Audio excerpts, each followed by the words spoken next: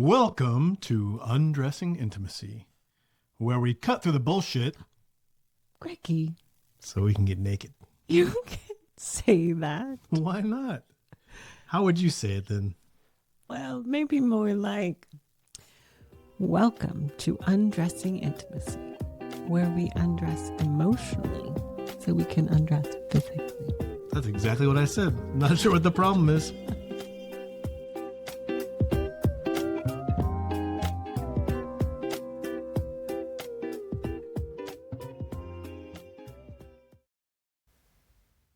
Welcome to episode number 90. We are on a quick march to the century, baby. Whoop, whoop.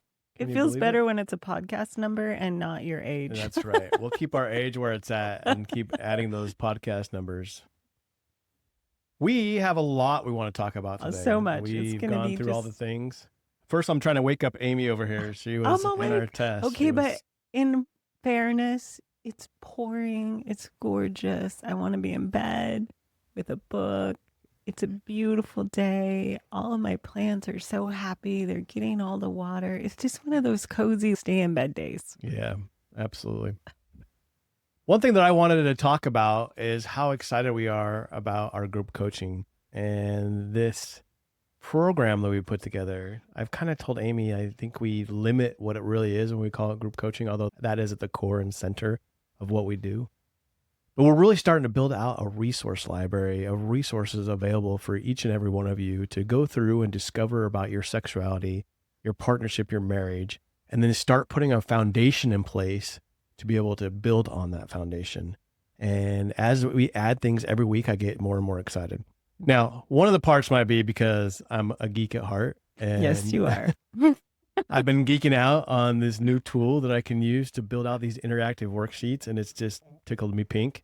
And I keep on begging people to use them and maybe, shaming them into using them or whatever I can The do. validation whore is definitely showing up around the AI. I don't need worksheets. I don't need validation. Okay, for maybe sure. it is you just want to share in your excitement. It's excitement. Yeah. Yes. So I'm like a paper and Master's pen. validation. Like write it out. So we have my version, the write it out, fill it out. And then there's Greggy's version that's interactive, which is really awesome. I think they're both really cool. So every week we're teaching on a topic and adding, what did you call it on the call? Worksheets. A print-outable. A printable outable. Yeah, a printable printable outable. outable. So there's one that you can fill in and write because I learn by writing. That's how I process. So to me, that's the way. And you learn as you're interacting. And so the interactive worksheet is really helpful for you. So again, just lots of ways. And we spent all last month talking about emotions, which seems like it would be overwhelming, but there were some really insightful ahas for the different attendees. And this month is all about differentiation and enmeshment and toxic individualism and why we do this in relationships and why differentiation is important now for the type of marriages and relationships that we are wanting. And if you want more intimacy, it requires differentiation. Now, my male friends, don't make that scare you. I didn't say any spicy stuff on that stuff that we talked about. And I know that's what you get attracted to, but really it is. We talked about the foundation to be able to build on that's going to get you to where you want to go. I promise you. And we've started to put together an extra credit section in there where we're going to get some of more of those recordings that will go into other topics that you can go to. I guess what I'm saying is I'm so excited because if I had had this resource at a time when Amy and I were completely struggling, it would have changed our lives. I really, truly believe that. And so we want to offer this for you. It's just affordable. It's something you can go do at your own pace. We post all of those group coachings the day after they happen. So if you can't make a week, don't worry about it. You can go watch it. You still have the worksheet you can follow along with, fill it out. There's chats. You can ask us questions. We look at that constantly. We answer back. It's funny. We've noticed in all the different tools and all the different programs that we've been involved with, chat hasn't been that popular. And maybe it's because we're chatting about our private lives, but you can literally send us a message personally and we would love to answer the question. So it is a resource out there. Please go take a look at it. We'll put the link in this podcast at the bottom, or you can go to langfordlifecoaching.com. And up at the top, there's a group coaching button. You push on that and it will give you all the information you ever wanted about it.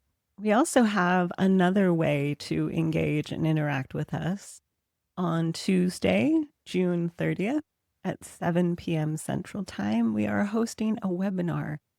And the title of that is When Intimacy Fades, when we go from being these lovers to roommates, and why that happens and how that happens. And so we invite you to attend that as well. It's a free webinar, but it's limited access there, and it's filling up fast. We're excited. We're worried about, is anyone going to show up? And then we went and looked the day after, and we've got 30 people on there. This is great, and it's coming fast. So please go grab a spot there. We'd love to have you involved in the webinar, and it will be a little more engaging as far as we'll have some slides to go along with it. I'm even thinking maybe we'll get a workbook or maybe put together. Wow. I don't know, but I'm looking forward to it, and we'd love to have you. So please go sign up. Come engage with us. We would love to meet you and interact with you. Now, the next thing I want to jump into is we had a wonderful podcast last week. It's one of our most popular ones. Usually when you use the word erotic, so for some reason it attracts people into these podcasts. It's like a little magnet. I'm not sure why, but we'll leave it at that. But I wanted to follow up because I think we started delving into this sexual blueprint. I re-listened to it and I kept on calling it realms, and it's really this, she uses the word sexual blueprints or blueprints. Not sure where I got this realms thing, but that's what I called it over and over again in the podcast. But the reason why I wanted to follow up, because we had talked about this before I was able to go in and actually take the quiz to figure out what my blueprint was. And I think I misunderstood something that I kind of want to make a correction and talk about a little bit. We touched on the last blueprint as being like the ultimate godsend where everyone wants to be. That's the shape shifter. The shit shafers? No, the shape shifter. And really, Jaya did talk about it as she's coached over and over again and helped people, that she realizes that people can move through the different blueprints, and it is healthy. You can do that. But there is an actual blueprint, and I kind of had downplayed that, called the shape shifter. And what do you know? I took the quiz, and by golly, that's what I was. I thought I was sexual, but I was a shapeshifter, and it made a lot of sense. And the reason why I wanted to talk about this is because I made it sound like it was this great thing without any shadow sides, but it has its shadow sides too. Yes, it does. And I think it's important to understand and know that. So the shadow sides on the blueprint that we didn't really talk about and touch was that you can be misfed, or you feel like you don't get enough because you are turned on and your arousal comes from everywhere. Yes. You can get it from the energetic, you can get it from the sexual, you can get it from the room around you and the sensual. And all the different blueprints feed into your blueprint. And so it can become overwhelming, and it can also become feeling like there's never enough.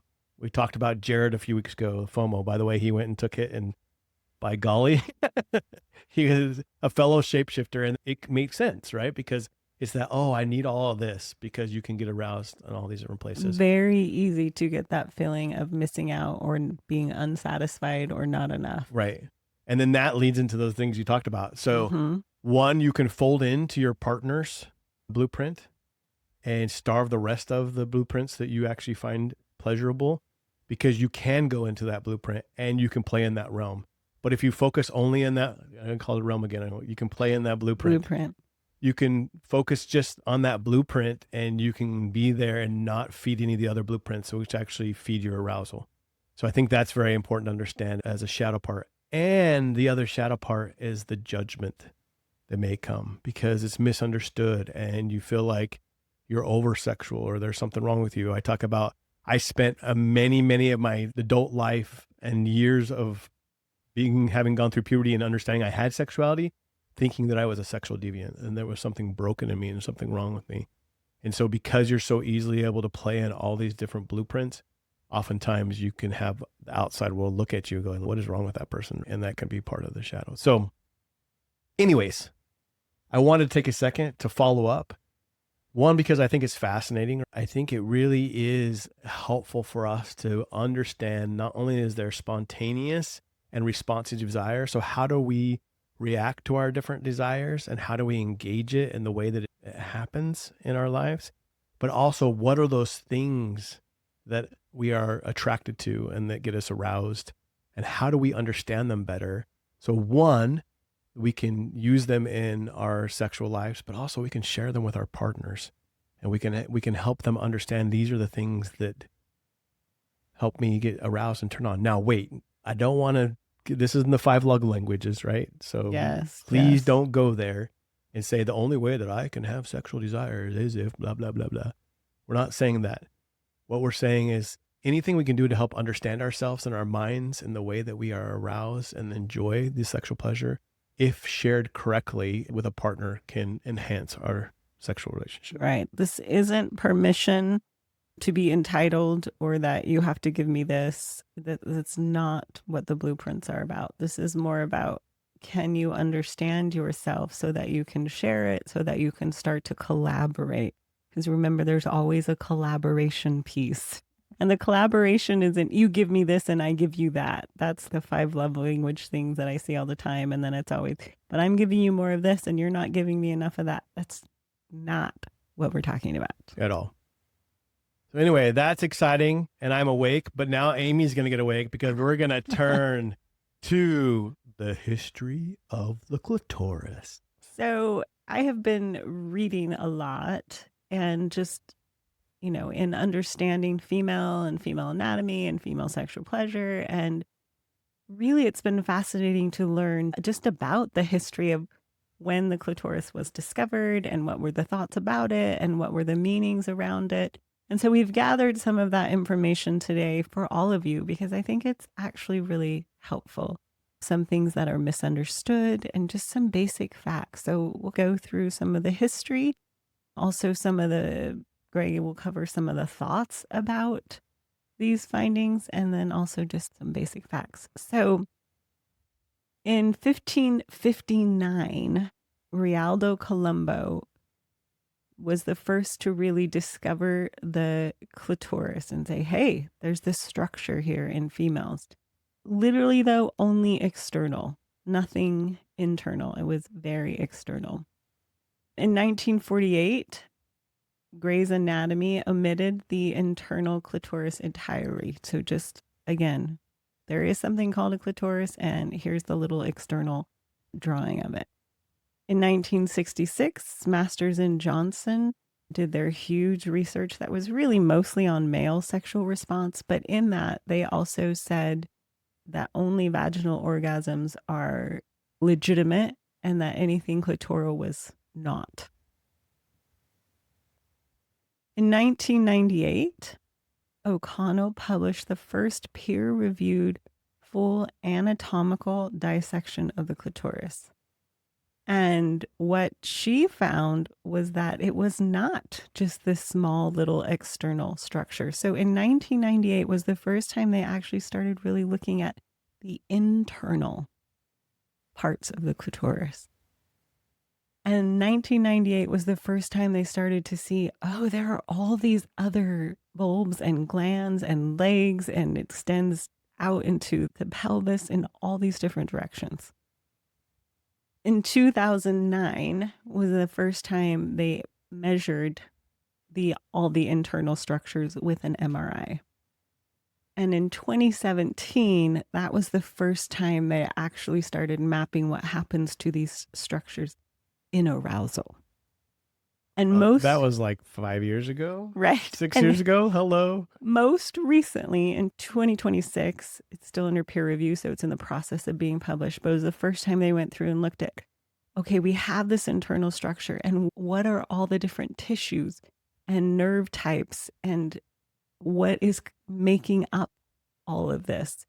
And they have discovered that the clitoris is 9 to 11 centimeters, and it extends like a T all the way through the pelvis, up and through all of your internal organs, and also down through the front of the vaginal wall and the back. And it's this amazingly big structure that has 10,000 nerve endings. Yeah, 10,000 nerve. That's just amazing. But interesting enough, 9 to 11 centimeters, we got to translate us for us American people that only use inches. So our European friends, you already know what that size is.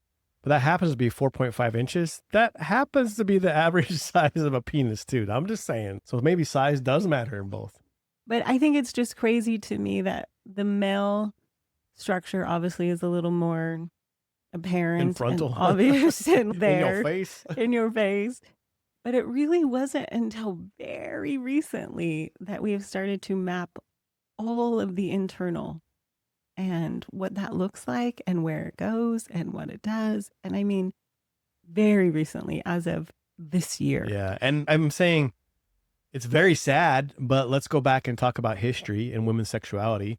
And it makes sense. This morning we were having a discussion, and I was like, I think that there was a period of time when women sexuality wasn't so, thought of as bad, and it wasn't so bad, it was okay. And Amy's like, what? Are you crazy? I'm like, yeah, before the Industrial Revolution. She's like, you're nuts, guy. And so I'm like, okay, let me go look this up. And really, she was right, as usual. While it got worse, it still never was good, right? So during the Greek and Roman era, they didn't see it as a bad thing, but they believed that a woman had to have pleasure and ejaculate to be able to reproduce. So they tied it only to the reproduction period of it. So again, not great, right? Hey, Yeah, talk about pressure. Yeah, you got to do this just so you can have a kid. Not a good thing. There was no like personal pleasure or sexuality around that. Well, then it got worse. They went to the medieval times, and in the medieval times, they started tying this to evilness and witchcraft, and that it was bad. And if a woman was sexual, then there was wrong with her, and there was evil, and that was no good. So it got worse. And then it started to get even worse. Like, how can it get worse? But we went to the Victorian era, and the Victorian era literally was like, this is evil. And they tied godliness to it. And they said, thou shalt not do this. And then if you are sexual, you are evil, bad. Well, that's the worst thing you can get, right? No, it gets worse. Can you believe it?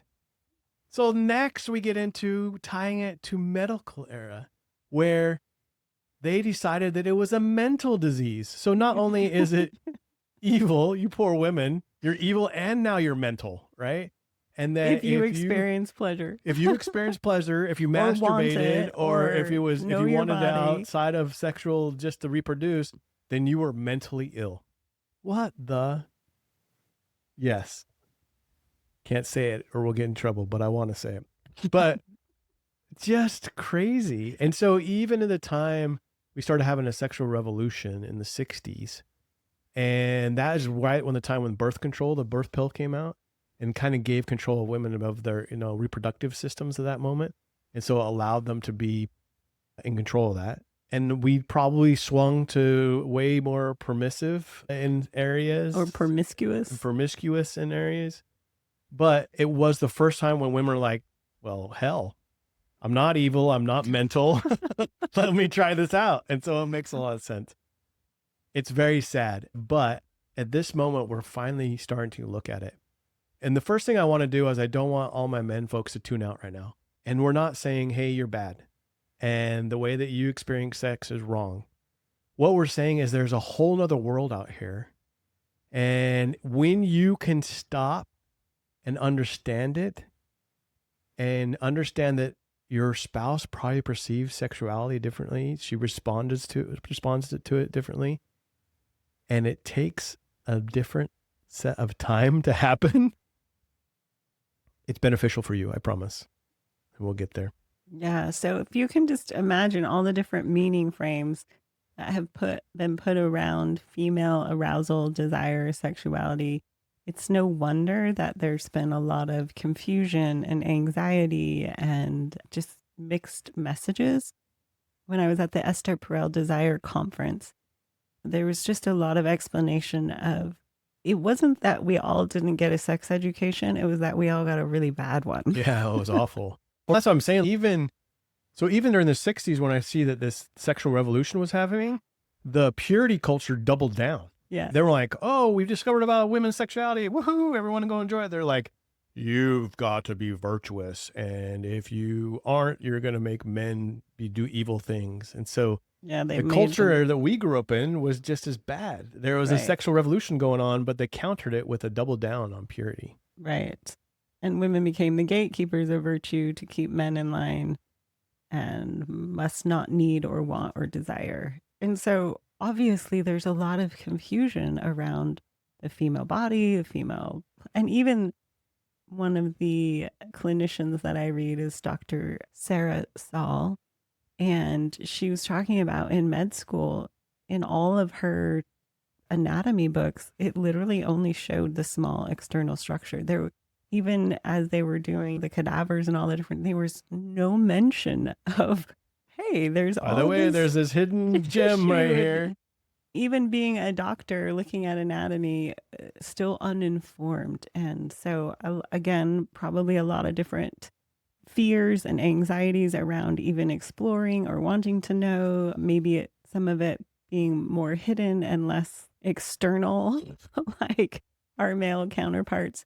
Anyways, again, this isn't to attack anyone or anything. It's just to say that we're trying to help educate you, to help you understand, to give women permission to know their own body, and also men to understand that they are inherently different in very wonderful ways. One of the things that Dr. Saul talks about is how the external structure is only 1 centimeter, but the internal, again, is 9 to 11 centimeters with the legs and the bulbs and all wrapping all around the vaginal canal. And most of it's invisible, but all of it is functional. Accessible. All of it has a purpose, every single part of it. And it contains more than 10,000 sensory nerve endings. The penis has 4,000. The nerve density per square centimeter in the clitoral glands is the highest in human anatomy. Can we celebrate that? Like, no other part. give me a woot, everybody. No other part in our body has this much sensitivity. So I think that goes both ways, right? Yes, it has great capacity, but also if it's highly sensitive, you got to be careful about how it's approached. It makes sense. We're trying to get our 4,000 to work, and so we're going as hard and heavy as we can. You got 10,000, and we're going to stimulate that in the same way. We're going to blow you up. So it makes a lot of sense. It just shows the capacity that women have to have sexual desire. And so many of them come to us, and ourselves included, thinking that this whole desire thing wasn't even for you, that it was something that you didn't have capacity for, or should you have capacity for. And the science just tells you that is absolutely 100% wrong. Right. And just understanding the capacity that's there, but also the approach is going to be so different. We are biologically different. And so approaches will have to be learned and understood and explored so that you know what is pleasurable for both of you.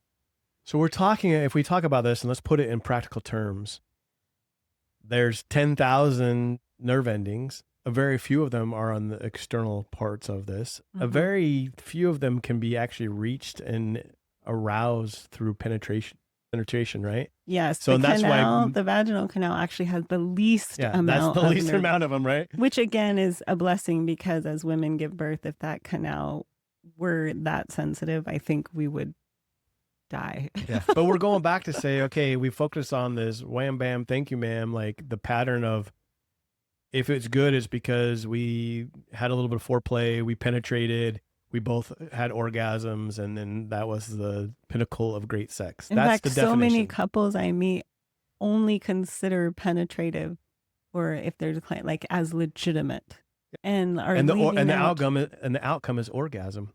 Let's talk a little about. There's a quote in there about why orgasm should not and cannot be the pinnacle for a woman. It's okay, it's good, it's part of the pleasure mapping, but it's only such a very small part of the pleasure mapping. Okay, there is a quote in here, and it says, "The female body was not designed for a 60-second climactic sneeze. It was designed for waves of pleasure for at least 30 minutes that saturate the tissues of the female pelvis. Most women have never been given the conditions to experience what their biology built." Now, guys, this should not depress you. This should actually excite you. And I know at first it was anxious for me a little bit, because I'm like, 30 minutes, man. I can't even keep it up for one. What are you doing here? But when we realized that there was a whole other process around this, and I used to hear this and get kind of upset, the female sexuality and the way that they go about it is actually beneficial to the man too. And you're like, well, what are you talking about? Why does it always have to be the female? Or we talked about in Jared's podcast, she's like, well, why is it always we have to go to that realm to make it work? But what I realized is one, it was different and that we needed to slow down and we needed to change, we needed to do variety. But what you don't realize as a man is that you're missing out too. You really are. Because yes, you can go in and have penetrative sex and have an orgasm and it feels all right. Feels good. I'm not downplaying it. It feels good. But there's so much more. That's like the little crumb on the table to a full meal. And when we say this full meal, I'm saying it's not just female having pleasure. The pleasure that is multiplied for the male is huge too. It's big. It's a big difference when you have these moments to slow down, practice, understanding how this arousal pattern works and what you can do to be able to enjoy it. And I have found personally, the thing I thought was impossible, like 30 minutes, there's no way I'm going to last for 30 minutes unless I start taking little blue pills. Couldn't happen. When we get to this pattern and we work with each other in this way of arousal, there's something that happens to me at least, and I think it's other men. As we start seeing our wives respond in that arousal, it just pours into our own. And that process of being vigilant and understanding her arousal pattern, having her arouse and having her respond comes back to you, and it starts building where this 30-minute thing is not a problem, right? And it's very, And I very feel like enjoyable. 30 minutes is just the beginning of the time frame. Like you're setting it like Dude, the I don't end. want to discourage my male folks over there. They're already crying in the corner. They're They're like, give them 30 fine. minutes. Give them 30 minutes at It'll be least. better for them. It will. And again, we don't have this kind of time all the time. And that's some of the frustrating things. And that's why it's important we talk about simmering as being part of our daily lives. Because one, we're keeping contact in this sexual, intimate realm on a daily basis, but it's also keeping our thermometer up a little warmer. So we're not starting from 0 degrees. We're starting from 50 degrees, 60 Right. degrees, right? And that's helps. But every sexual encounter is not going to be this drawn out hours and hours of pleasure. It just can't happen. That's not life. But as you practice this and get better at it, you'll have those moments when it can happen and you'll go, oh, oh, I get it now. And I thought it was a mystery this whole time. I get it now. So I wish I could share the picture, and maybe we can find a way to, but that shows all of the internal anatomy. It's quite like this. It's amazing that there's so much. I'll throw it up on screen for you Oh, thank you. while you're talking right now. Okay. There. So explain it and it will be up on the screen for those watching. Well, just that there's just external extensions out and side to side, left to left, up and down. It's amazing that it's so encompassing. And what's also amazing is as you take the time with direct and indirect stimulation, the amount of pleasure and sensation that becomes available. And again, women's bodies were not built for a 60-second climatic sneeze, meaning they were built to increase in waves. So you're saying you can get started at the tip, but then it kind of builds up into the structure as it goes. And is that what we're saying? The whole structure can be lit on fire, but it takes time to get it down to those portions of it? I think what happens is in the whole structure, it takes time for the blood flow, the tension, the arousal that can happen in all of these nerve endings. They take time to fill all of those structures. And so the more that you take that time and the more that you learn what kind of stimulation and pleasure you enjoy, the more you allow this fuller experience, where often there's maybe only focus on external or penetration, which can be part of it. I'm not saying that it's not, but there's this whole huge mechanism that takes time. They say at least 30 minutes for all of the blood flow and the chemicals and the oxygen and the arousal and the lubrication, like all of that to happen. And it's actually quite amazing. And we found that why that takes time, and we talk about it can't happen just from penetration. When you give that time, that penetrative part of it becomes desirable and you enjoy too. That's what shook me. Like, Yeah. even all the years that we spent thinking, okay, we get it. Amy's structured different. We're going to take time to get her aroused. We're going to make sure that she finds pleasure. And we spent all that time. It became like a, hey, let's take care of Amy's pleasure. Let's take care of my pleasure. Like a separate instance. But as we took the time to work on this and actually do this, the penetrative part of it for the first time in our lives was actually pleasurable for Amy too. And I think it really is getting that whole structure of a fire, right, lit up. And when it does, that gives us the opportunity to be able to feel things that we've never thought possible to feel before. The other thing I think so many women and men fear is menopause. Yeah, this is my favorite. This is my favorite part. Let's throw down this truth bomb. And what's really fascinating is, yes, your chemistry does change. You do lower in the 3 types of estrogen, your progesterone, testosterone. Yes, those are definitely real things that happen. But also what's happening to counteract this is the clitoris is growing. It's getting bigger, baby. The clitoris is maturing. It is increasing, especially in menopause and postmenopause. And so the sexual capacity, it gets larger to maybe counteract some of the It doesn't have to worry about pushing babies out of there anymore. some of the hormonal changes, but it does not atrophy. It grows larger. What else in our bodies that when we get older doesn't atrophy? Nothing. Yeah. Our bellies maybe, but that's fat to it. Goodness gracious, this is amazing information. Yes. And so I think there's so much fear that pleasure can't happen later on in life. And I think Not that's true. entirely false. In fact, we find out that, Dr. Snart said most of his patients that he studied, it got better in the 60s and 70s. And we've seen it happen. We've had clients that are just amazing and enjoy each other as those age groups where we thought, oh, we're just winding down. Well, guess what? That clitoris is picking up the pace. I wish the penis did the same thing, but I don't think the studies show that. I think not. Shoot. We're just going to have to deal with what we got, and that's it for our whole entire life. That kind of stinks. But this is great news. We were laughing today because we were watching someone. I found someone, Spiral Up, if you haven't seen them on social media, and he's really good. And he talks a lot about the same mental strategies we have to be able to work with our brains and everything. But he talked about menopause, and I was just cracking up laughing. And he goes, this isn't a bad thing. It's not a bad thing at all. And you don't think, dudes, that your women are just going crazy. They're not going crazy. They're finally losing the estrogen that causes them to filter out what they really think. And they're no longer having to protect everyone and nurture everyone. And so you're getting the actual woman that's underneath there, and she's blossoming and rebirthing and becoming the best version of herself.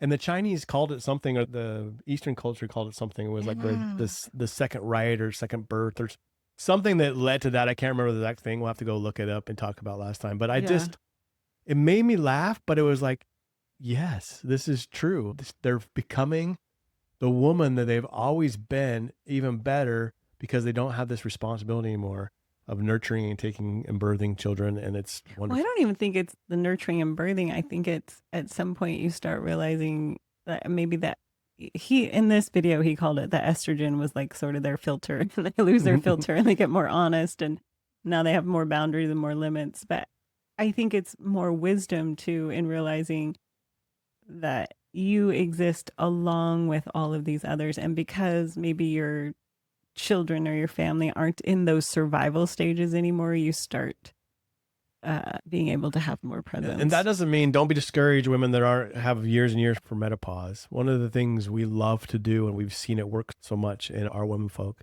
is really help them understand their desires and that those desires are important. And while it gets increasingly easier, I think, for you to have those and be able to voice them as you get older and wiser, you can understand them. And especially from the cultures we're coming from and the history we just talked about where it's been suppressed because we were so afraid of it, helping you understand that they're there and they're okay and that you should find out what they are is such a beautiful process to watch go through. And by the way, your husbands love it.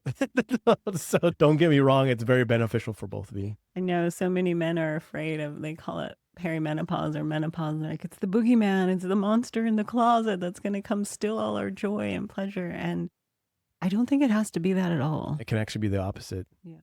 But as I'm talking about, even the before menopause, as women find and be able to take ownership of their own desires, it may be overwhelming to their husbands because they've never seen this. But if you have a good husband that wants to have an intimate relationship with you, it's going to be very beneficial for him too. And by the way, he probably has been sitting around thinking, I just wish she would have some desire, right?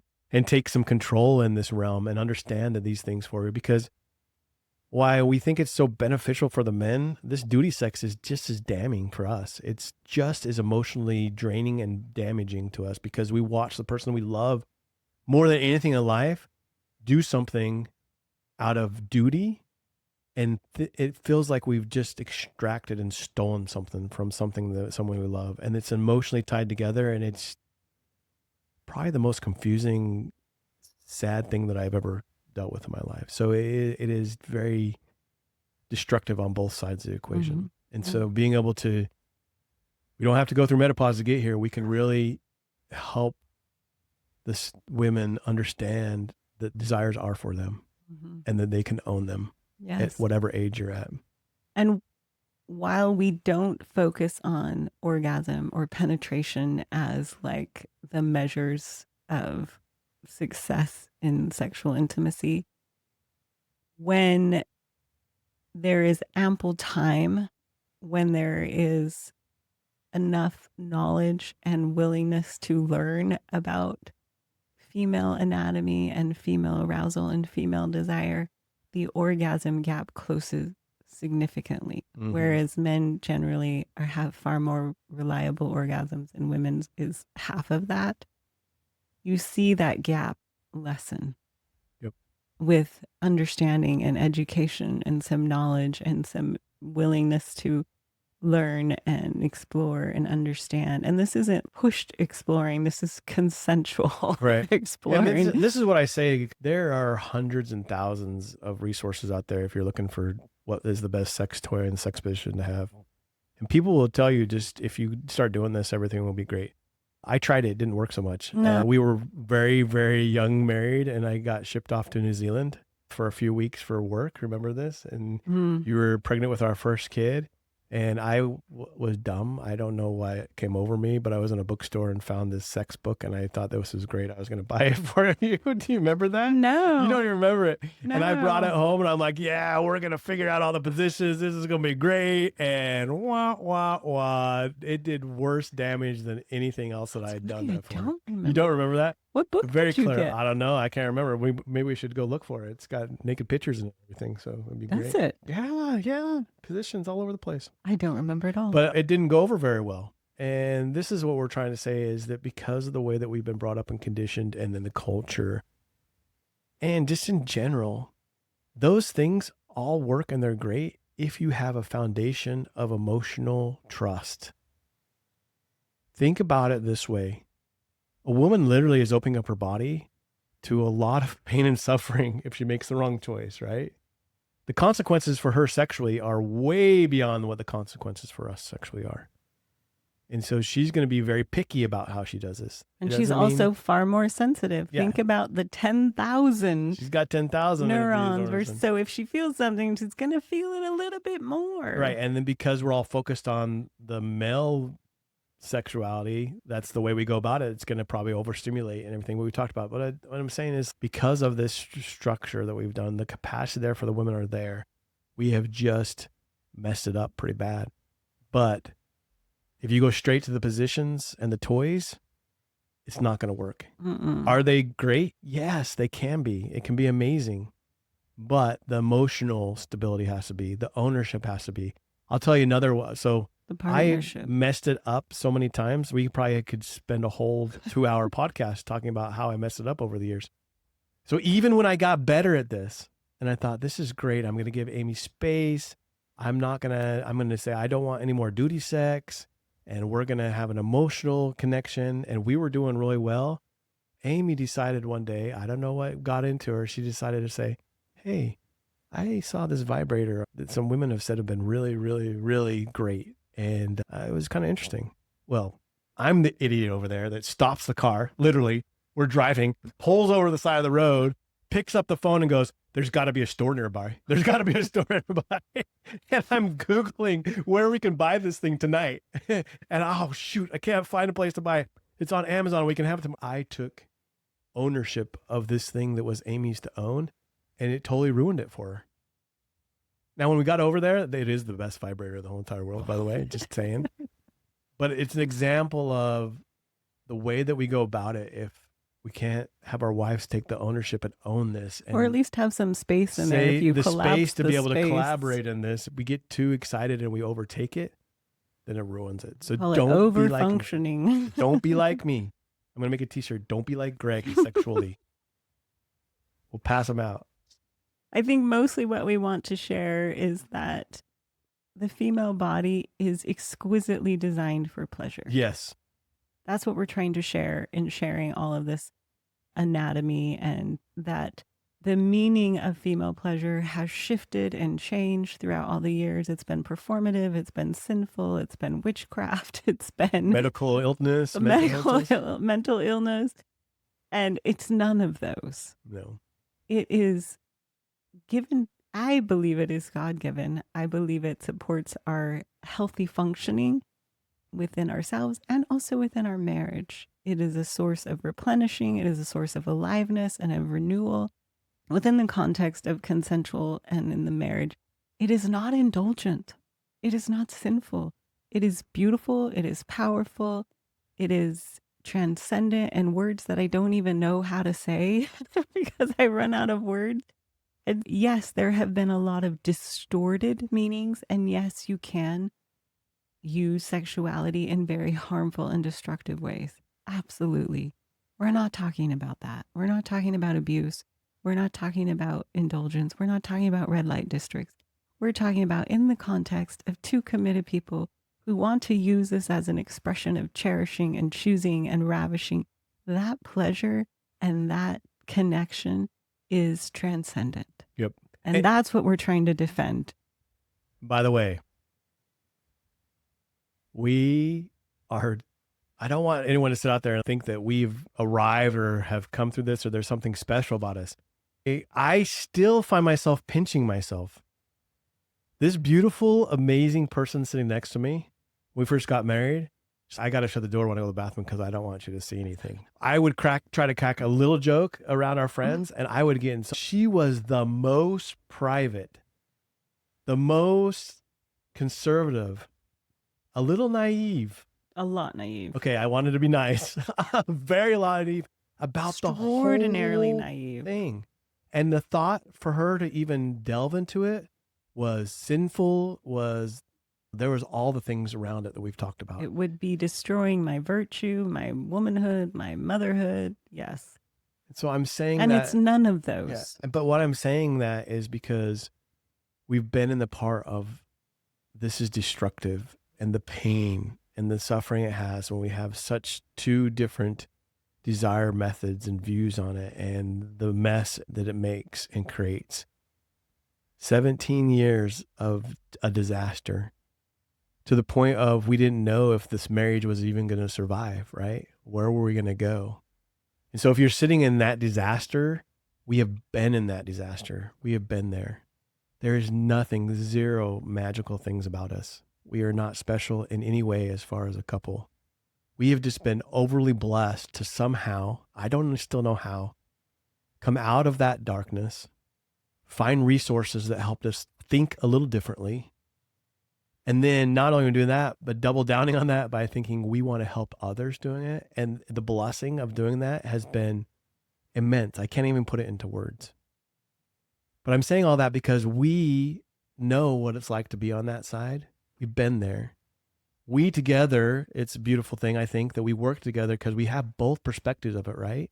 And it's been very, very interesting to me because I thought when we started coaching like that, women would all go to Amy and men would all go to me because they wouldn't want to talk it to the other ones. We haven't found that to be the truth because there is a value in being able to see the perspective from the other sex, and having someone be able to say, well, this is how they're experiencing it, and this is why they're seeing it this way, has been very, very valuable. And we really, really just want to help as many people in this world. There's millions of people in this world that could really benefit from having great sex lives and intimate marriages. And we want to help as many of them as we can. So please, please come visit us. We've talked about all the different ways to engage us. We've got a webinar, we've got private coaching, we got free consult, we've got our group couples program, we have our email list. Any way that you want, please come join us. We want to be that resource. We had those in our lives that helped us get to this point. We want to be that for you. And we would love to be that for you. It's a blessing for us. Thank you so much for listening. We still are shocked a little bit that so many of you listened. So we're going to keep doing, I guess I said we'll keep doing this if no one listens, because it's kind of like our therapy session every week. We learn about each other on these podcasts, shockingly. And it's fun to be able to talk about them before we get going, because we get to have these conversations like, Greg, you're stupid. Women never had great sexual life before in the past. And I get to go study and realize that she's right as usual and I was stupid. And so it's just a great blessing for us. Thank you so much for joining us. Yes, thank you. Until next time. Keep undressing your intimacy. Bye-bye.